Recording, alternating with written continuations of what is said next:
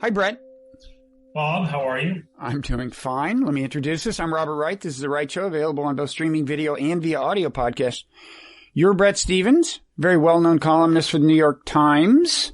We had a pretty broad conversation about foreign policy some months ago.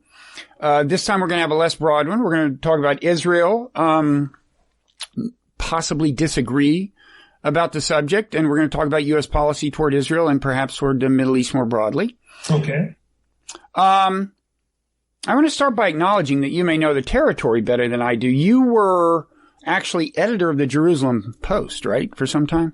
I was, just as the Intifada was taking shape. The second Intifada? The second Intifada, yeah. The more violent one. Not a pleasant period of time.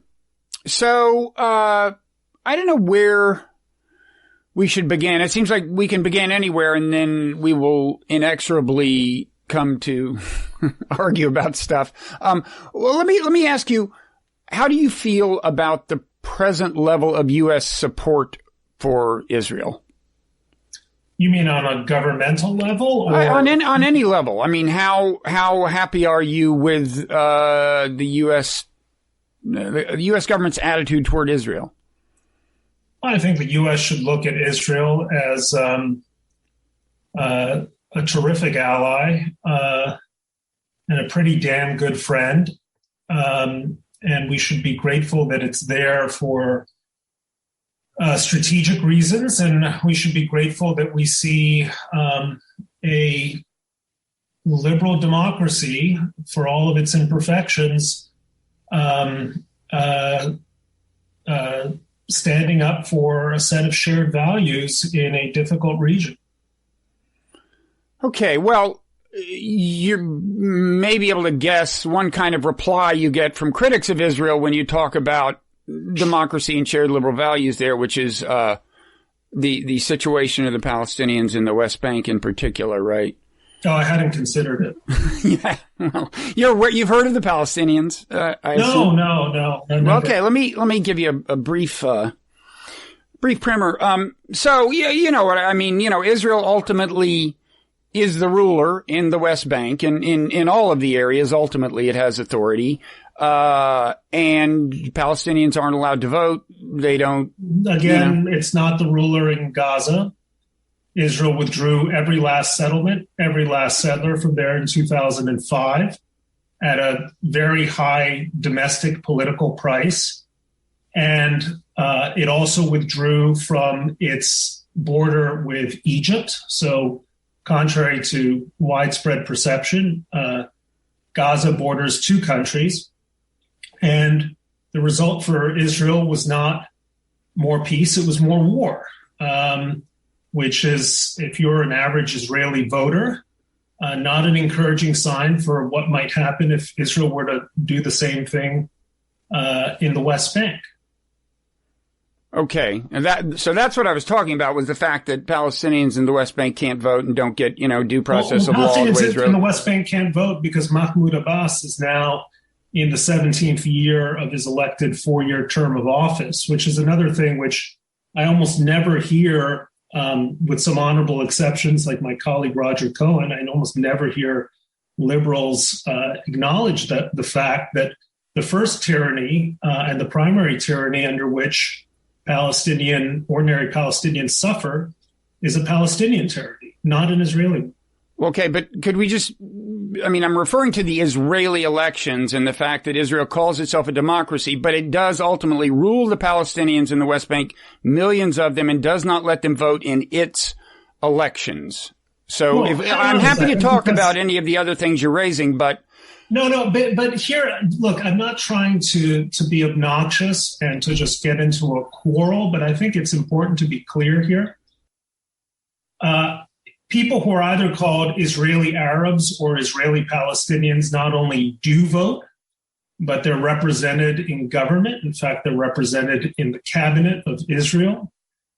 I don't know where else that happens in the Middle East in any meaningful sense, but at least in this last election, if it weren't for those Israeli Arabs or Israeli Palestinians, however you want to describe them, you wouldn't have a ruling coalition at the moment.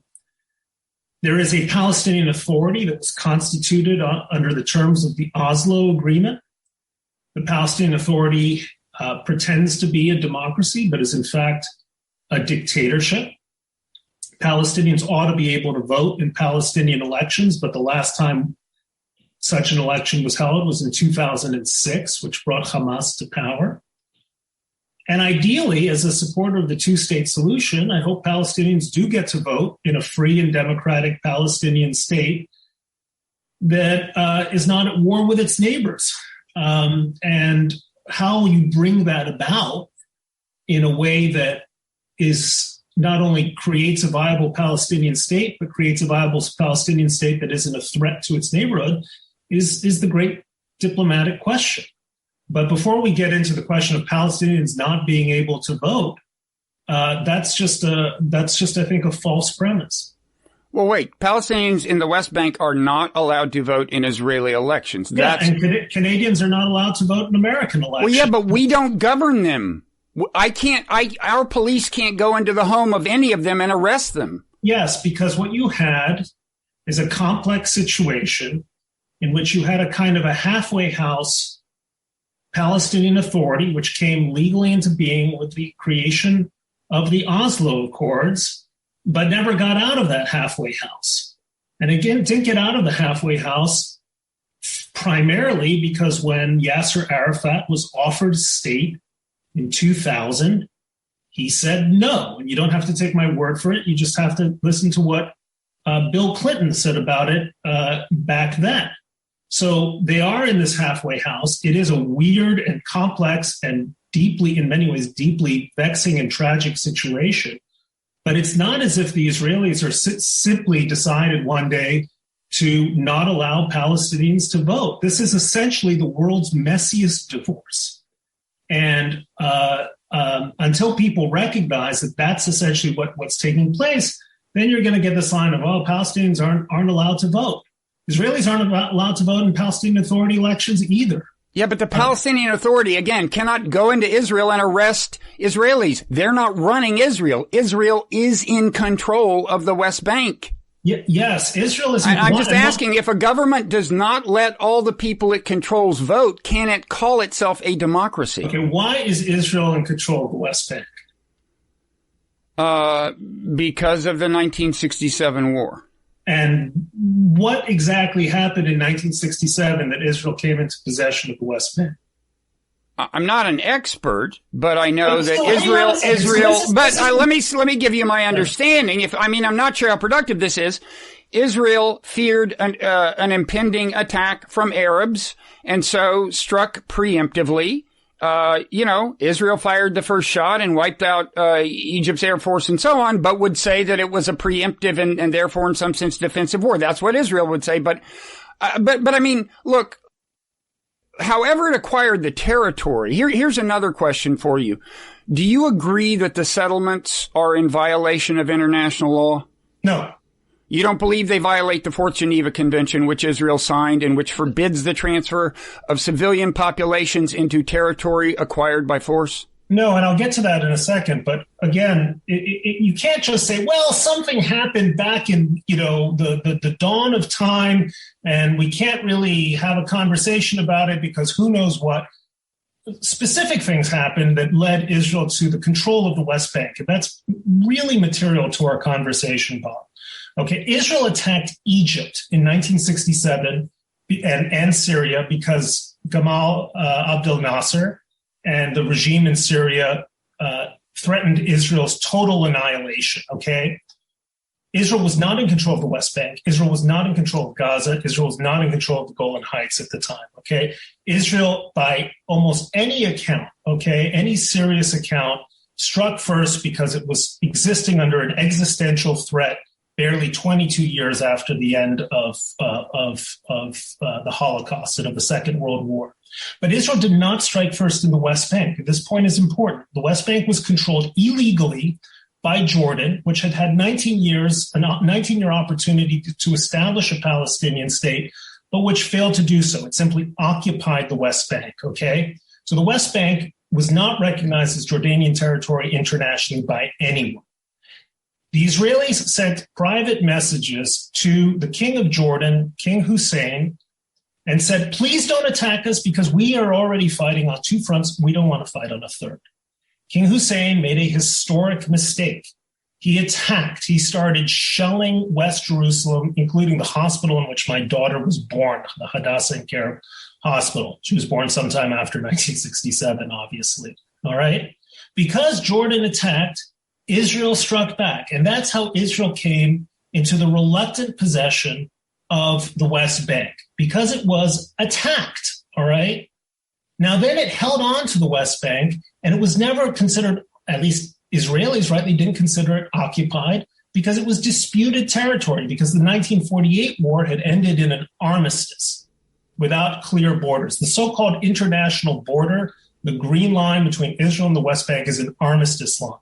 Right? It's not an internationally recognized border. So you had, once again, a difficult historic situation that was brought upon by a desire of Israel's neighbors to annihilate it. And that's the central point that we have to contend with.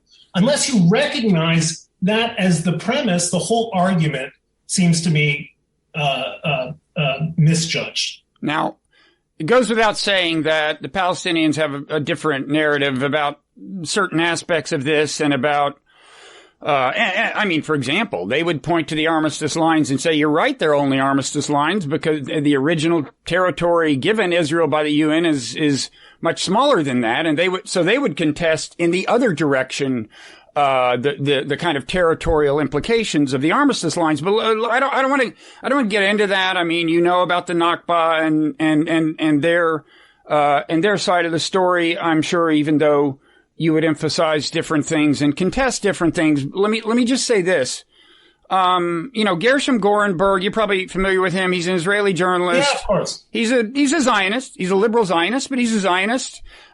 He wrote a book, called The Accidental Empire. And as I recall, the beginning of the book, it says that after the 1967 war, Israel's foreign ministry consulted its leading lawyer, the foreign ministry's legal authority, and said, would it be legal to build settlements in the territory that we have acquired? And the verdict came back, no. Okay. That was the view given to the foreign ministry.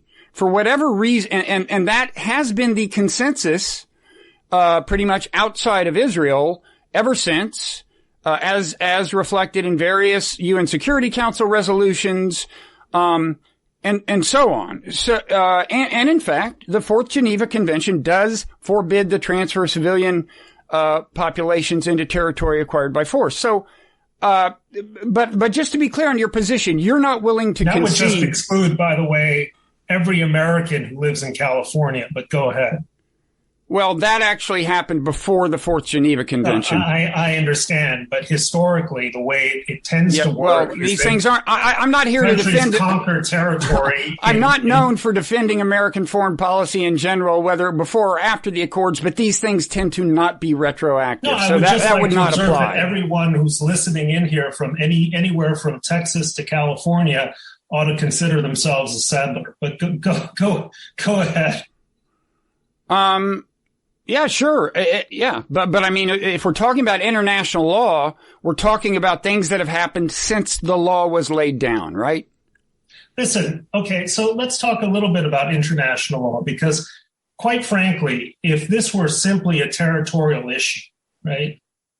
If Israel's dispute with the Palestinians, and at least until recently with the wider Arab world, were simply a matter of where you draw a border, this whole thing would have been settled a long, long time ago. Okay? It would have. Because Israel has shown more willingness to relinquish territory for the sake of genuine peace agreements than any other state I know. Israel came through military conquest into possession of the territory 3 times its own size. And the result of it was it withdrew from it. It withdrew from Sinai. It withdrew from the Gaza Strip. It withdrew from its security zone in Lebanon. Israel has shown, and it withdrew from most of the populated areas, or many of the populated areas of the West Bank. Israel has shown a consistent willingness to withdraw from territory for the sake of peace. And look, the settlement issue is a complex issue. But if the settlement issue were the real issue, we'd all say, hallelujah, just get out of the settlements, get peace, and then that's the end of the story. The problem is that the war that Israel is fighting is not about 1967. It's about 1948. It's not about what territory Israel controls. And that's the basic falsehood of the narrative that I think drives much of the discussion. It's about 1948. It's about whether Israel is going to be allowed to exist in any border. If you want to talk about what the issue is, that's the issue. And, I sometimes feel like when I used to do a lot of reporting in Gaza, it was always a relief to talk to Hamas people because they were at least honest about the nature of the conflict. They weren't trying to shade the truth by talking about settlements in 1967. That's a Western fantasy that if Israel just withdrew to 1967, everything would be fine. If Israel withdrew to 1967, you'd return to the same situation you had before 1967, which was too much of the Arab world bent on destroying a member state of the United Nations. And that's the real violation of international law. Well, you said that settlements aren't a problem, and we could return to 1967. We couldn't return to the 1967 borders, and the reason is the settlements. There's no way you're going to get full withdrawal from those settlements, and that is one of the complications historically to reaching a two-state solution. Israel withdrew every single settler from Gaza in 2005. Oh, come on! Israeli politics, Bret. You're not going to get them to leave. What is it, Ariel or whatever? Come on. And they've never even proposed that. I probably know Israeli politics better than you do. And if you had said that's my point. If you had said in the year 2000 that Israel was going to withdraw all of the settlements from Gaza, that people would say, very, very unlikely, especially because they were doing so essentially under fire. Israel has consistently shown an incredible, extraordinary willingness to withdraw from territory for the sake of peace. Now, have they done so perfectly? Are the settlements non-problematic? No and no. Settlements in many respects are very problematic, okay? I'm perfectly willing to acknowledge that the settlements are not an unproblematic exercise, and we can have a lengthy conversation about them. But where I'm disagreeing with you, I think, or what I'm at least trying to say, is the settlements are not the core issue. If they were the issue, we wouldn't have a problem. Okay, so I guess you're saying the way one way they're not the issues, you said that around 2000, Israel offered the Palestinians a state and they didn't take it. You're talking about the Camp David? Camp David, and then, by the way, 8 years after that, when Ehud Olmert offered Abbas another state and they didn't take it again. Okay, so as for Camp David, I'd say two things. As for the role the settlements played, Israel certainly wasn't willing to withdraw from all the settlements. It offered to compensate the Palestinians for hanging on to the settlements by giving them some land within Israel, but even there, the ratio it offered them, according to Robert Malley, who was there, was 9-1. They were saying to the Palestinians, for every 9 acres of land we hold on to in the West Bank, we will give you 1 acre of land in Israel. Okay, so that was that offer. Yeah, Malley's vision of this is fiercely contested by people like Dennis Ross, and because it was a closed negotiation at Camp David, it's an open question which source is more. I've never heard Ross contest that claim. But the larger point is, you said they were offered a state. Now, when I think of a state, and I think when most people think of a state, when you just ask, what do we mean by a sovereign state? You would say, well, for one thing, you get to control your own borders. For another thing, you get to control your own airspace. These are things we just associate with a state. Now, has Israel ever offered the Palestinians that?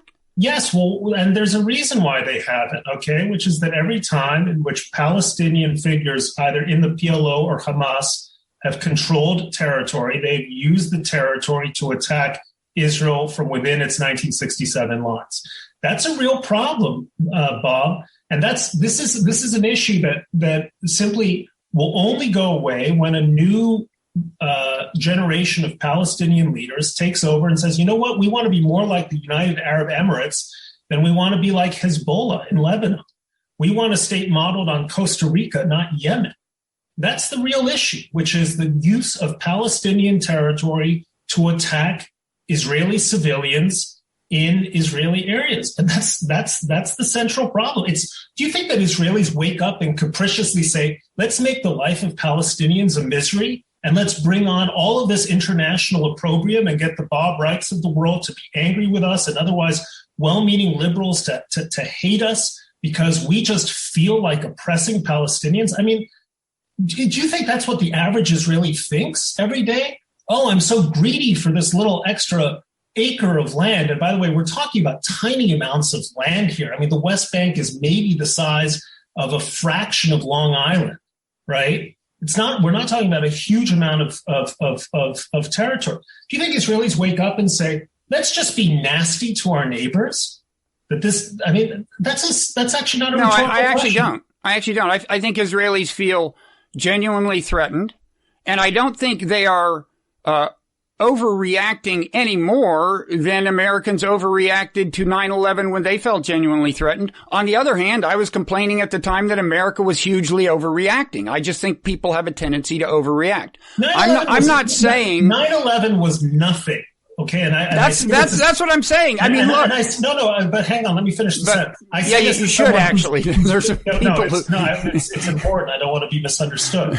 Okay, I used to work in World Financial Center across the street from the Twin Towers.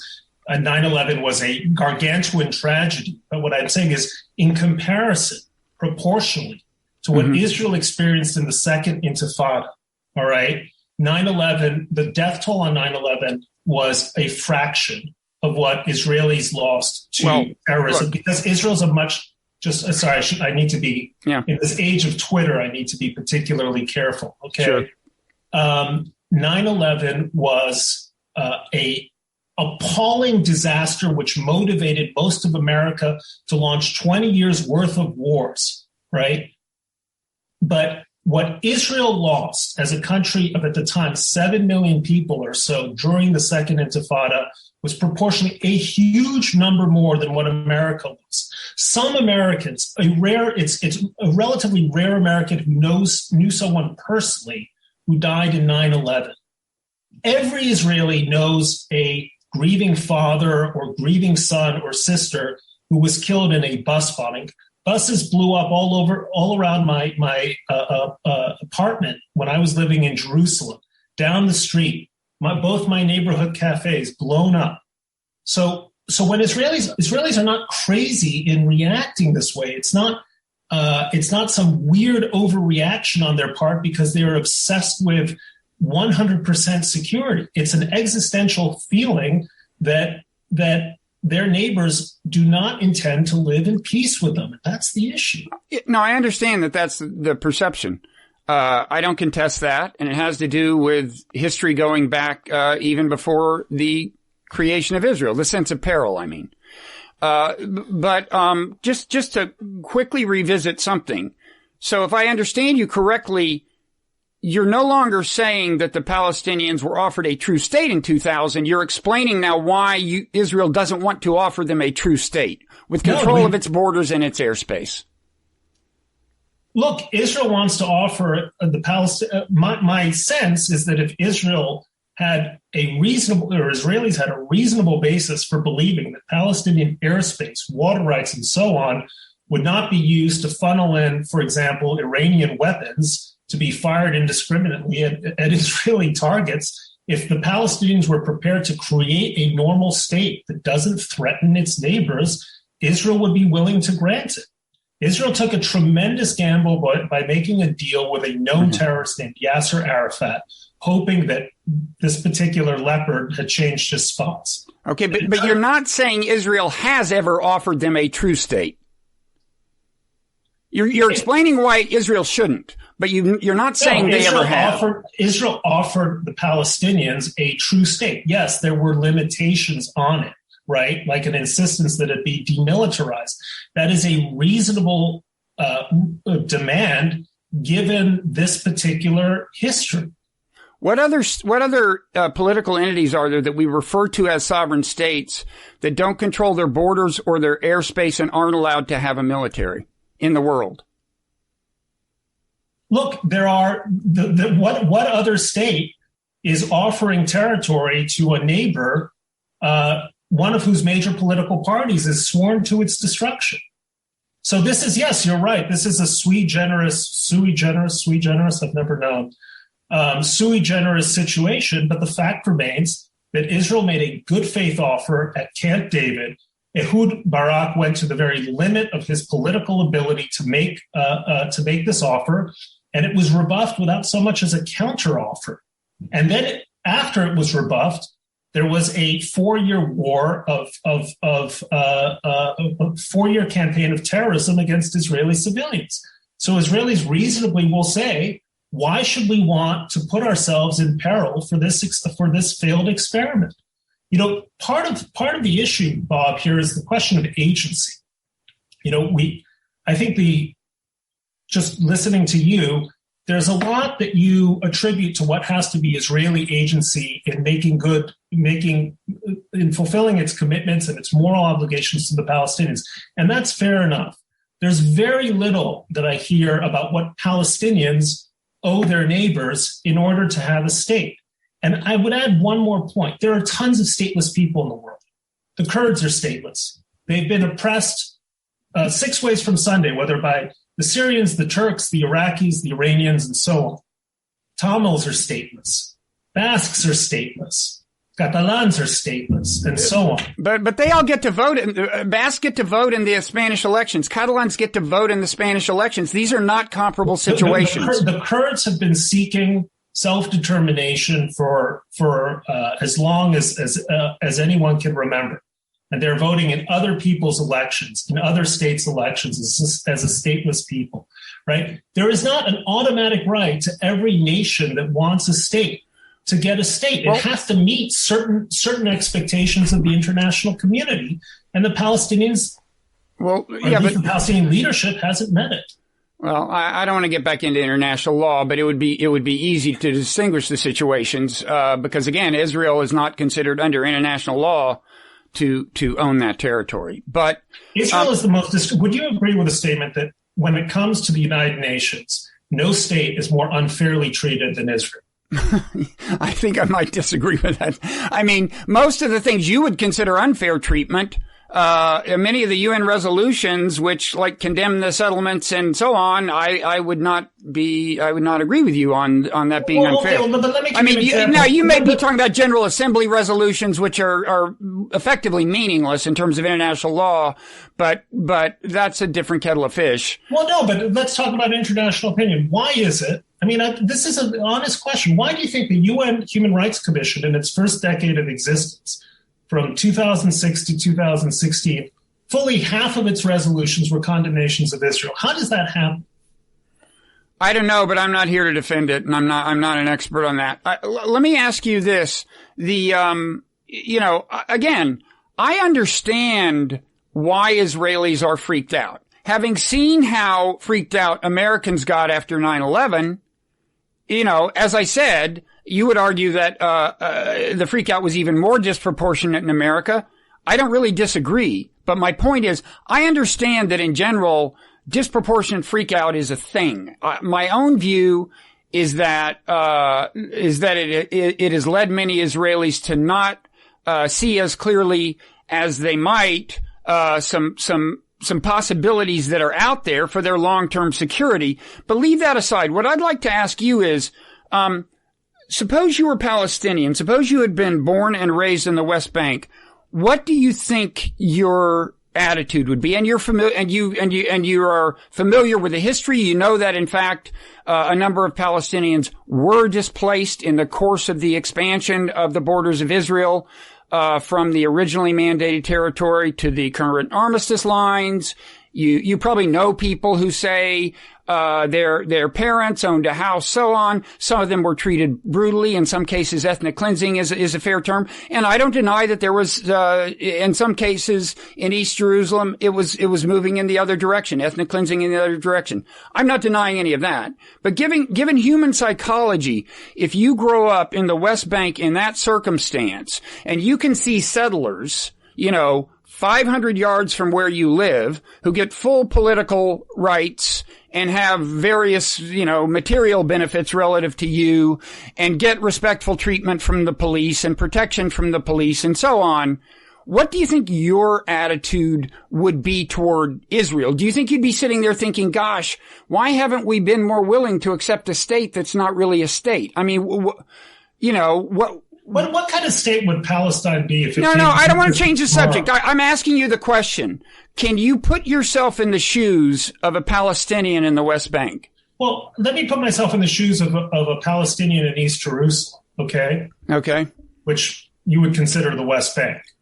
Well, it has roughly the same legal status, yeah. It depends on your point of view, all right? When offered, almost all of them want Israeli working papers. They want access to the state of Israel, its economy, what it has to offer. For a series of excellent reasons, but one of them is prosperity being the most obvious one. But one of them is that there are actual legal rights within Israel, however badly enforced and unfairly enforced, and I'm not denying that for 1 second. There are none in the Palestinian Authority. Look, I can't put myself in the shoes of a Palestinian. It's a fool's gambit to even have this discussion. Okay, but let me just offer you my view. About a year or two ago, there were huge riots in Gaza. The international media barely reported on it. Who were they rioting against?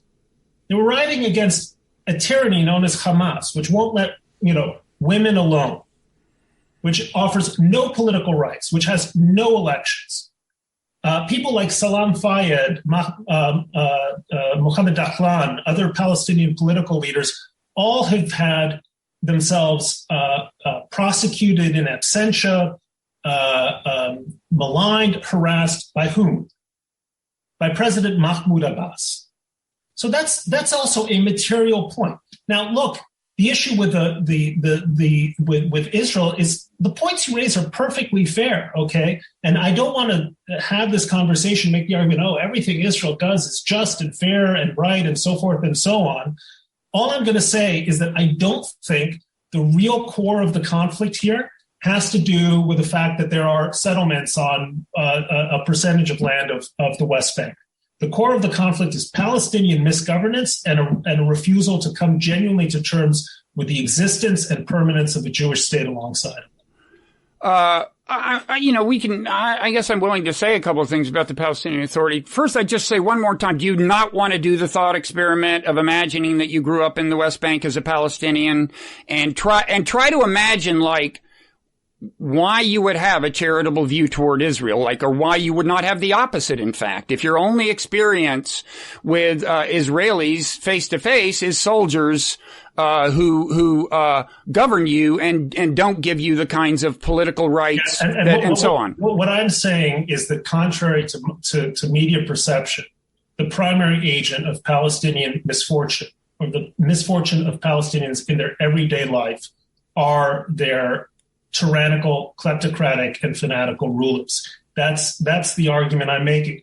And no, the Palestinians don't like and often have many reasons not to like Israelis. But the real source of Palestinian misfortune is unbelievable misgovernance and ideological misdirection by their rulers.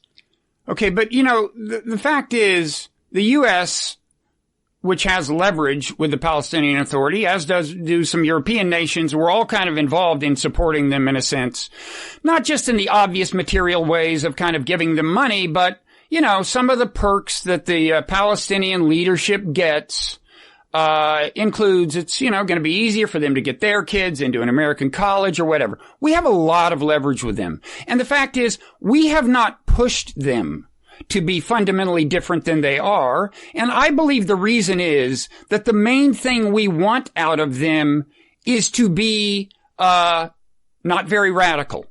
We just want them to keep the peace. We just want, and I think Israel wants, a West Bank that just doesn't, we don't want another second intifada. And we are willing to accept, corruption and what you call tyranny. That may be an overstatement, but certainly corruption, authoritarian rule, whatever in the West Bank, so long as they can keep the lid on the pot and keep it from boiling over. No, look, there we agree, actually. Okay. I think that the United States under different administrations has been scandalously indifferent to the nature of Palestinian governance. Look, there's no reason why Palestine can't be Abu Dhabi and Dubai, can't be another United Arab Emirates or some other, or Costa Rica or whatever. All right. Palestinians are extraordinarily talented, remarkable people who, the moment they leave Palestine, are often doing amazing things, in the Palestinian diaspora. And there's no reason why they can't bring that skill, talent, and worldliness to bear in creating a genuinely progressive and democratic and liberal-minded state. And I hope that happens. And I want to underscore this, okay? I am for a Palestinian state. And if a Palestinian state didn't threaten Israel in any meaningful way, I'd be certainly in favor of providing air rights and all the, maritime rights and, the various attributes of full sovereignty, which you were talking about earlier, right? But in order for that to happen, something has to change in terms of Palestinian governance, which is why someone ought to say to the Palestinians, look, governance is an issue. We're going to start minding this and not just funneling money for you guys to have a mukhabarat, to have a secret police, to keep the peace, and otherwise embezzle money from your fellow Palestinians. It's an outrage that the international community still tolerates Mahmoud Abbas in power. He makes the Mubarak regime seem relatively non-corrupt. Well, it seems to me you're conflating two issues here. And I should say, I personally think it's too late for a two-state solution, probably, not just because of settlements per se, but the whole infrastructure of settlement. The highways that Palestinians aren't allowed to drive on and have trouble even crossing, highways that amount to ways of kind of severing them and separating them from nearby villages and so on. I just think at this point it's like unscrambling the egg, the two-state solution. But let's dwell on, I do think there was a time when it was possible, and I think maybe one reason it didn't happen is because what I think is a conflation on your part. We started off talking about whether you could trust the Palestinians to not attack Israel if you gave them a true state that had they control the borders, they control the airspace, they even get a military. I mean, maybe you could phase that in or something if you insist, but they even get a military, and you say you couldn't trust them to behave to not attack Israel because, and then you move to the other thing that I think you're conflating with this first issue, because their leadership isn't truly democratic right now. I mean, what does that have to do with it? There are all kinds of states that aren't democratic that are deterrable, that as far as being international actors and not threatening their neighbors are involved in stable relationships with them. It just seems to me you're changing the subject here. The experiment Israel has never been willing to do is say, well, maybe we give them a state, and if they don't attack us, we'll just leave them to their own devices and we'll let them trade with countries and stuff and have their borders.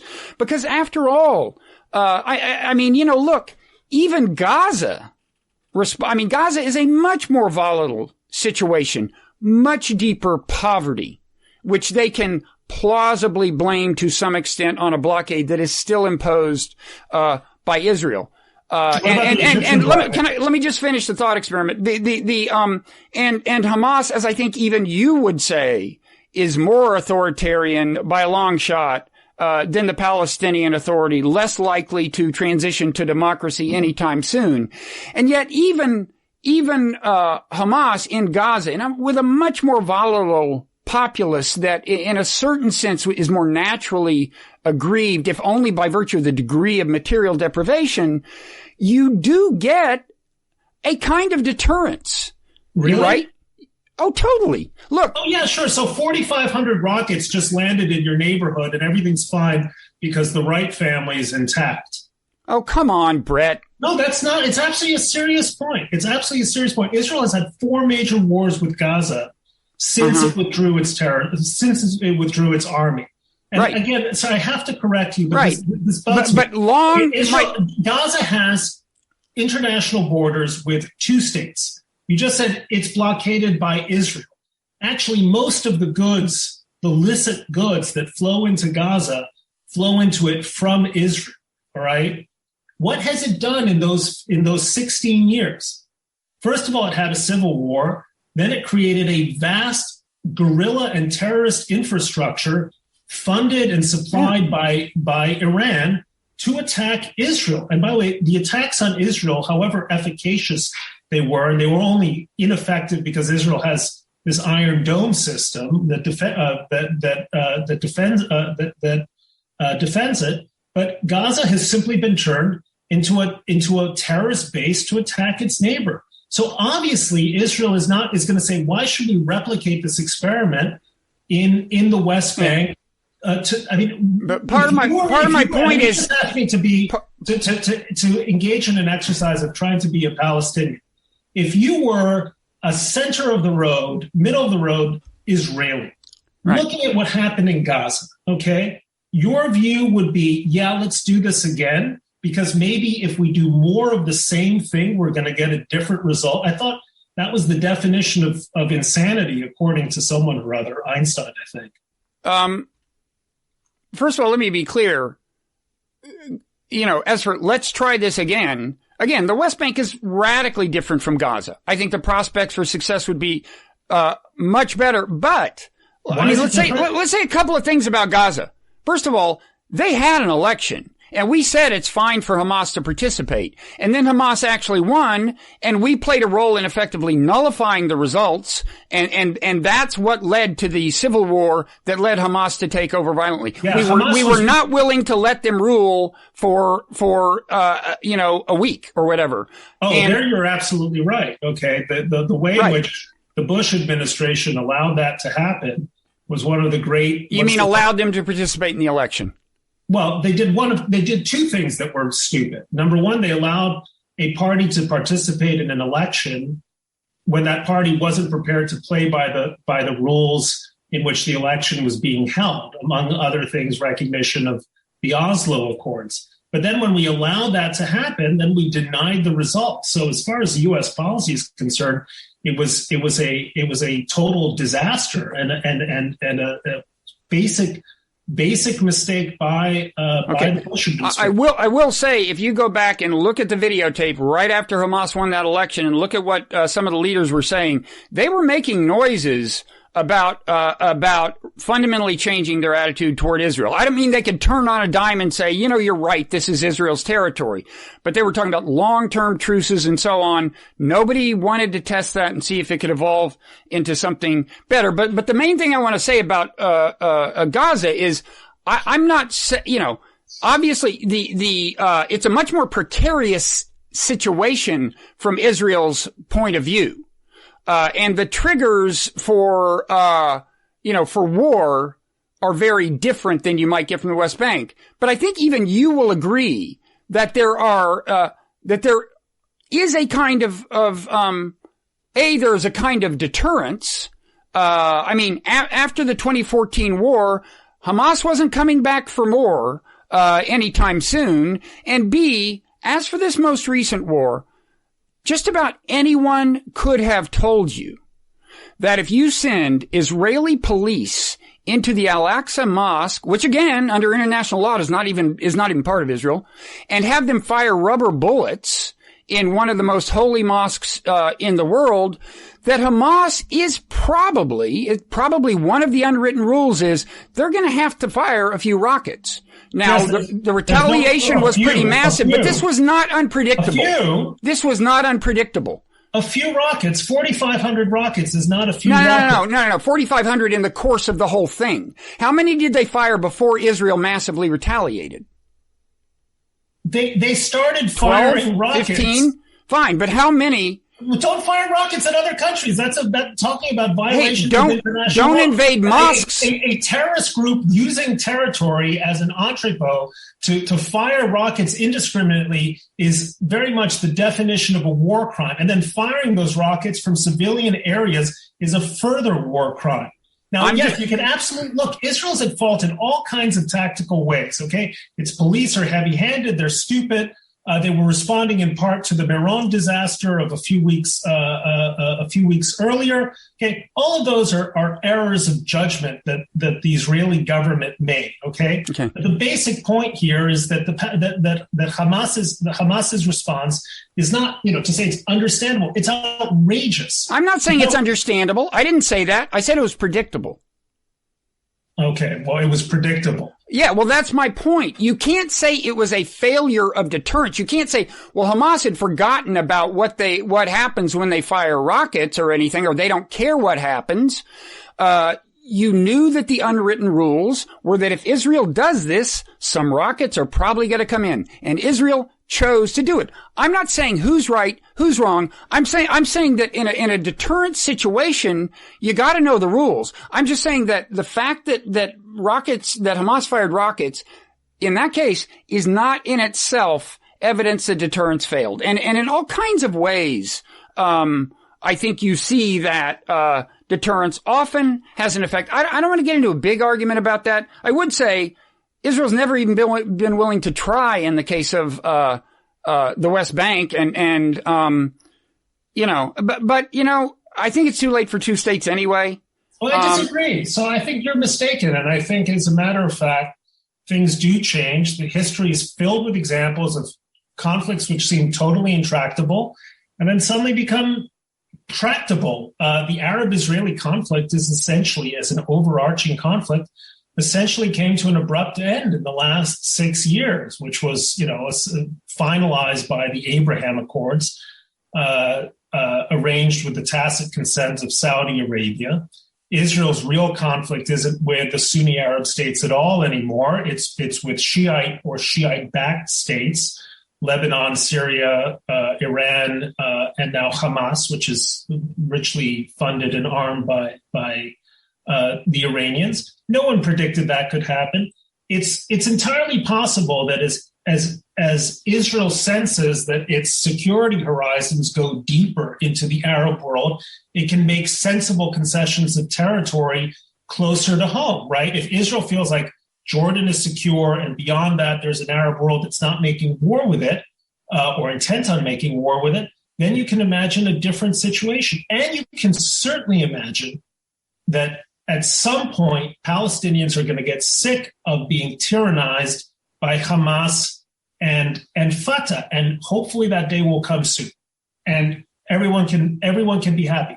But until then, Israel is the only state that has a history of people who are attempting to annihilate, that has another regime that declares its intent to annihilate it, facing there you mean Hamas, not the Palestinian Authority in the West Bank. Iran, okay. Which just elected a war criminal as its or a not a war criminal, but a massive human rights violator as its president. Well, is intent on wiping Israel off the face of the earth. Well, we could have a long discussion about what things various people have said and whether in Iran, and whether that amounts to an actual there's any reason to seriously believe that they aim to wipe out the Jewish people in Israel. You don't think they do? I don't want to have that conversation. I'm happy to schedule another conversation with you about Iran. I'm totally happy. Would love it. No, that's fine. But go ahead. This is great. I think again, Iran has been an extremely rational actor, and in the sense of in all the senses in which we mean it, deterrable. Then why does Iran make war on Israel? What's the rationale? Well, Iran per se has never made war on Israel. You mean proxy groups or something? Hezbollah, Hamas, every proxy. Well, I mean, again, they declare Israel to be the little Satan. Hamas, of course. I mean, we could have another discussion about what does proxy mean? Does it mean that everything Hamas does comes on the authority of Iran, or does Hamas actually have its own grievances and sometimes act? Everything Hezbollah does pretty much comes on the authority of Iran. Well, that's another example of actually that last round of serious fighting with Hezbollah was a long time ago in terms of if you want to have a discussion about deterrence. But leave all that aside. I mean, you said that the Palestinians. Well, let me say quickly about the Abraham Accords. I mean, one thing that bothers me, one reason I would like to solve the Palestinian problem is that it seems to me that the U.S. often does things at the behest of or in support of Israel, that it does because of this environment of conflict that I don't approve of. I don't approve of us giving United Arab Emirates a bunch of fighter planes, given the fact that the last thing they were seen to do with armed force was kill a bunch of people in Yemen, and that was part of the payoff for them joining the Abraham Accords. I don't believe in our recognizing Morocco's claim over Western Sahara, which is illegal under international law, as their payoff for joining the Abraham Accords. As for the issue of by the way, on that point, you agree with John Bolton, but I just couldn't resist saying that. I'm sure there are. Actually, no, I'm not sure there are a number of things I agree with John Bolton on, but I'm delighted to hear that there is a basis for some degree of concord between the two of us. But as for your saying, well, eventually the Palestinians will get sick of the Palestinian Authority and get sick of Hamas. Well, they will get sick of them a lot quicker, I think, if they don't keep getting reasons, refreshed reasons to hate Israel. I mean, you talked about the toll taken in Israel, in the first Intifada, proportionally, right, compared to the toll taken in America by 9/11. Well, look at the toll taken in Gaza in 2014. You've got a population of 2 million. You killed 2,000 people. Do the math there, right? That's a different order of magnitude from what either Israel experienced in the first Intifada, the second Intifada, or the United States. And I know you think there were reasons that Israel has to respond disproportionately and kind of always wind up with a very high ratio of dead people in Gaza compared to dead people in Israel. And I believe it's earnest and it's heartfelt. I really think. Can I interject for 1 second? Yeah. Okay. Israel could wipe out Hamas tomorrow. Israel's a militarily very powerful country, right? Well, it'd have to kill a lot of civilians, but. Yeah, probably. But if Israel is as malign a state as its critics claim, then the question has to be, well, why hasn't it acted more malignantly? I mean, Bashar Assad doesn't stop to think whether he's killed 1,000 of his enemies or 10,000 of his enemies. In his view, the more the better. He's absolutely indifferent to these sorts of considerations. You just said that Israel kills disproportionately. I don't agree with that statement. I think, if anything, Israeli behavior has been dictated by a profound sense of proportion and a remarkable sense, at least compared with other Western powers, particularly the United States, in trying to be discriminate and precise in its use of force. Difficult to do when your enemy has its headquarters in the basement of a hospital and puts its weapons depots in UNRWA schools, mosques, and other civilian targets.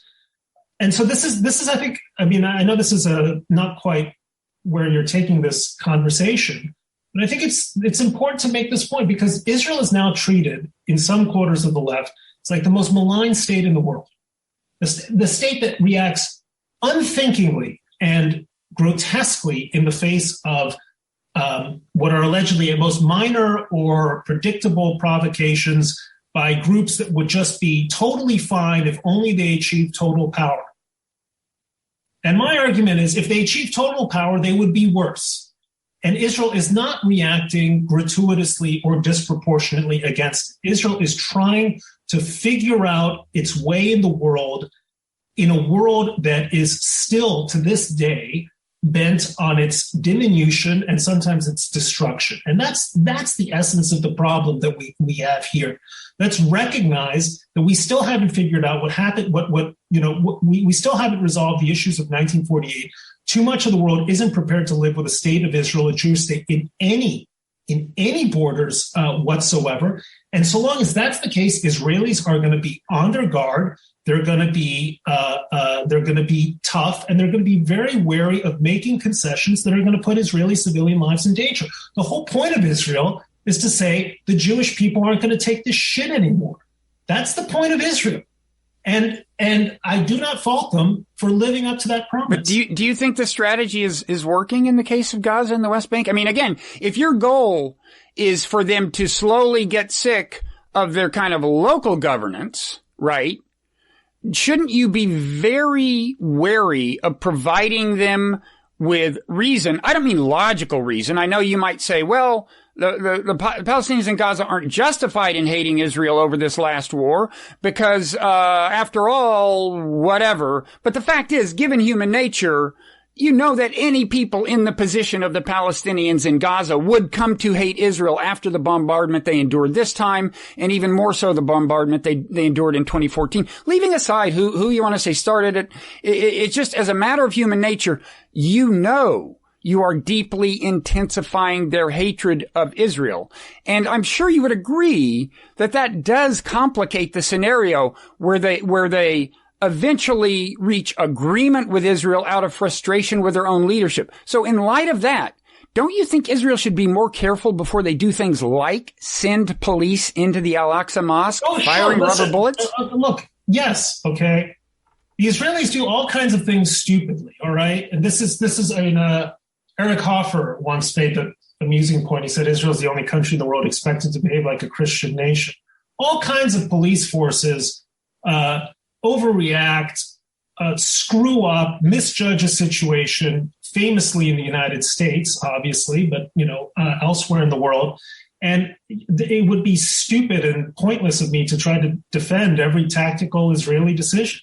But that's presumably not the conversation that we're having here.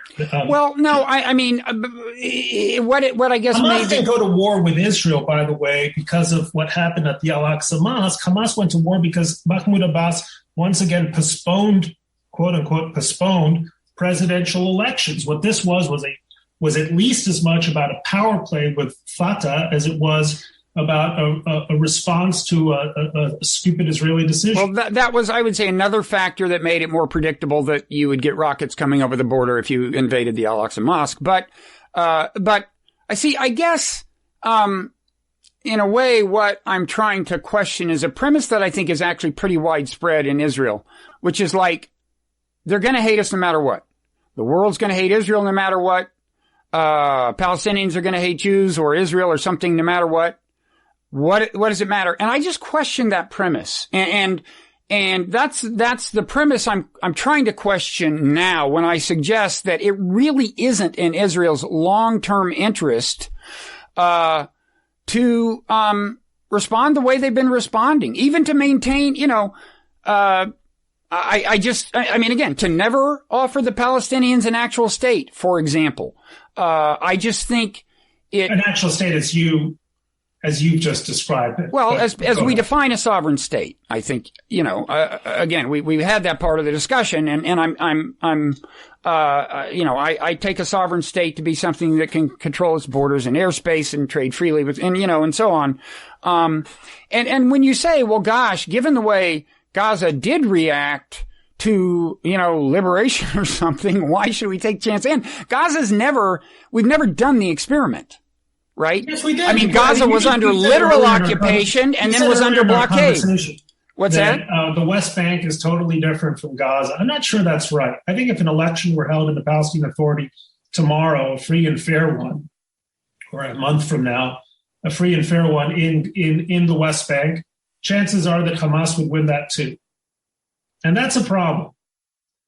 So something has to change in terms of the willingness of Palestinians to elect a political party, and that happens also to be a terrorist movement, that happens to want to make war on their neighbors. I don't know what that is, right? I can't speak. Again, you tried to make me speak for the Palestinians or as a Palestinian. I can't do that. No, I don't want you to do that. But I do know that is what fundamentally has to change in order to resolve this conflict. And when it does, and it has in the past, nations, cultures do change. They do evolve, often for the better. Then there should be a Palestinian state with full sovereign rights, as you described them. Just because it's small doesn't mean it can't be beautiful. Singapore is a great state. It's tiny. Other states are managed to prosper, even though their territories are divided or other issues are imperfect. It's a matter of being prepared to have government and a people that is progressive in the traditional or the original meaning of that word, rather than wedded to terrorist organizations that, when they're not making war on their neighbors, are making war on their own people. Yeah, to be clear, I wasn't asking you to speak for Palestinians. I was asking you to do the thought experiment of growing up in the West Bank, really trying to visualize the kinds of encounters kids in the West Bank have with the IDF and the settlements they see, the rights they do and don't have, the whole thing, and imagine how you would view Israel. Because, as I said, let me ask you this in light of what you just asked. So, if you grew up in Gaza and you were gay, no, this is a serious question. I know it is, but you keep kind of changing the subject. Where would you want to be, in Gaza or in Tel Aviv? So when you looked at Israel, what would you see? Would you see a country that's nothing but oppressive? Or actually, would you see a country that it might hold the keys to your personal liberty? So you're saying the reason Israel isn't more accommodating toward Gaza is because it doesn't approve of their gay rights policy? I mean, I don't understand the relevance.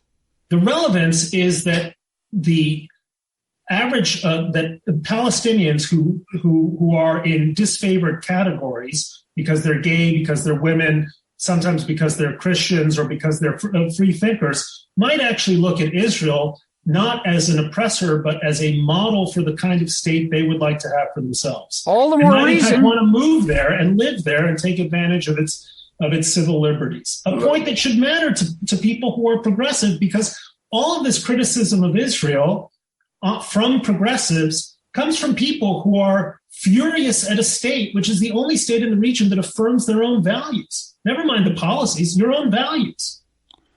The reason I was trying to get you to do the thought experiment with the Palestinians is when I do the thought experiment with Israelis, I actually understand why their conception of vigilance and national security is so, you might say, assertive. In other words, it's like the second Intifada, various historical things.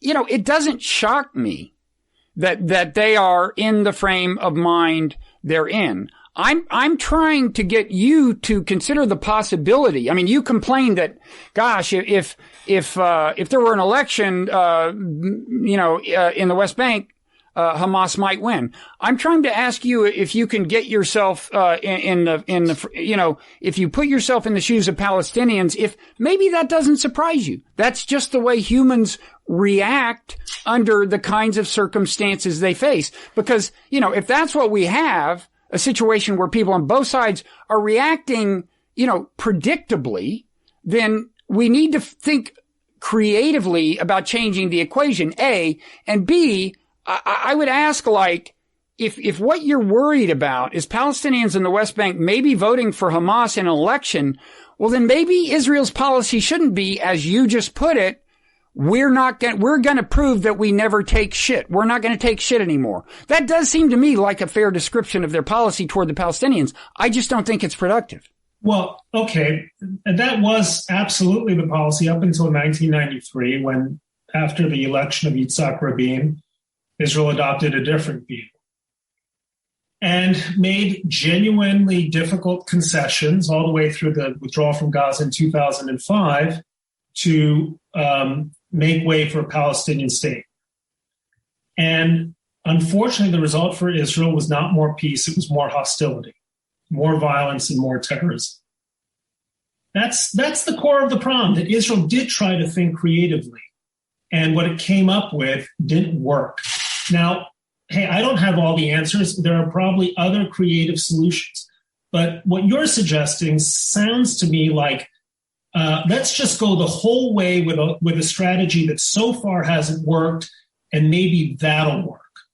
And I'm just skeptical that that's really a smart way to go. I think one thing that might work, again, is by sort of moving forward with the promise of the Abraham Accords, deepening Israel's ties with the rest of the Arab world, promoting Arab human and economic development, and then changing the kind of the broader equation, so basically solving the bigger problem so you can then solve the smaller problem rather than the other way around. That would be my intuition of where to go. But whatever the case is, it's going to be very difficult so long as Palestinian political culture remains what it has been. Well, as for the Oslo Accords and Rabin, I mean, one of the first acts of terrorism was a settler killing Rabin, and there are, of course, two sides of the story as to who did and didn't comply with the Oslo Accords and how that thing unraveled. But I guess I would say, I mean, one question is, do you agree? I think one could say that Israel's position in the world is in a certain sense getting worse. I mean, the Abraham Accords, I can see why you might celebrate that. Again, to some extent, it was the U.S., paying people off to explicitly be Israel's friend, but I'm not saying it's nothing. But suppose you just look at opinion in America. I'm curious as what you think about where that seems to be heading, because a lot of people noted that this time around, if you compare this war with the 2014 Gaza war, there was much more, not just a more critical attitude toward Israel in America, but even in official political circles, including a few Congress people you would consider radicals maybe, but also, in other ways. And what I'm suggesting is, it's funny. I mean, in like 1989 or something, at the New Republic, we had some Palestinians to lunch. And Marty Peretz, right? And I remember this exchange between Marty and I at the end, after they had left, and we were arguing. And he said, time is on our side, meaning Israel's. Like, we don't have to rush. We don't have to get anything done. And I said, no, time is on their side. Now, since then, I've had many occasions to think maybe he was right and he was wrong. But lately, I've really wondered about that. I don't think things have gotten better for Israel. I don't think, and I think they're going to have more and more trouble defending the status of the West Bank, for example. And you're seeing signs of that. And I think it's happening in America, which traditionally has been their most cherished and obviously most powerful supporter. So I'm curious what you think about all that. First, I'm going to have to go soon, not out of rudeness to you, but to get my... No, listen, I am nothing if not gracious and accepting surrender. No, that's not. But yeah, it's funny that you raise this, because I really think you're raising the really deep point here, which is on whose side time lies. And the contention of the left is your contention, which is that demographically, time isn't on Israel's side from the standpoint of global public opinion, et cetera, et cetera. I had reasons to suspect you're mistaken. Time will tell. Ha ha.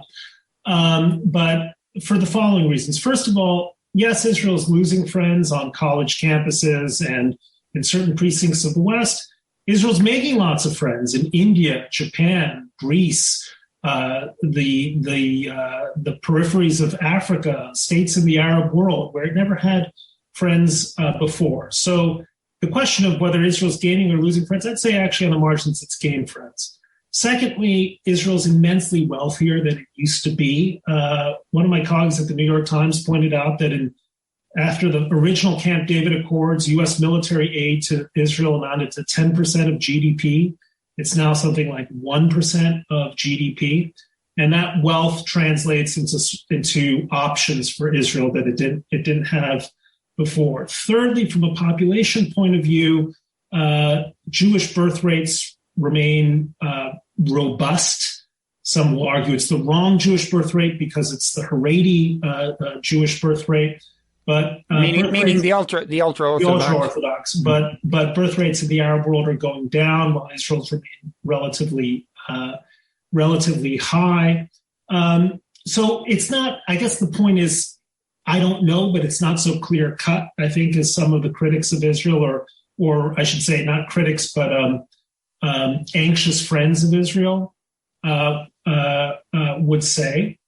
Israel is like a plane that is circling a runway on which it cannot yet land for a variety of reasons. It has only so much gas. And there's a question as to whether it's going to be able to land. You know Tom Friedman, don't you? You can do a metaphor when it really Okay, but in this case, this is actually a metaphor I think I came up with before Tom. Okay. It sounds very Friedman-esque. That's funny that you say that. And so, the question is, will it be able to land that plane? Will it be able to create a set of conditions on the ground, not just with the Palestinians, but in its wider neighborhood, that allow it to land? Because Israel should not rule over Palestinians indefinitely, right? Palestinians should be able to rule themselves, and Israel should also be allowed to have a state that is secure, truly secure, not precariously secure, universally recognized and here to stay. And if you think of other countries, Israel's still in its infancy. My mother's much older than Israel. It's a country that's working things out, and I suspect it might take another 100 years before it figures it out altogether. Whew. So that's a long time. 100 years in the life of a nation is not that much, and the life of Jewish people is nothing. A lot of bad things could happen in 100 years. Right, my daughter is peeking her head. Okay, and giving me the stink eye. I was kidding about your having to leave, constituting your surrender. I think it may take one more conversation before you put up the white flag. So maybe we'll have that down the road. In any event, Bret, thanks a lot. I realized I was a little abrasive at the beginning, and you're such a gracious. No, I had my moments of sarcasm. I would say you're in no worse shape than I am. Okay. Well, anyway, it's always a pleasure to speak to you, and I genuinely learn a lot from these conversations. Same here. I really appreciate it. And let's do it again. All right. Thanks, Bret.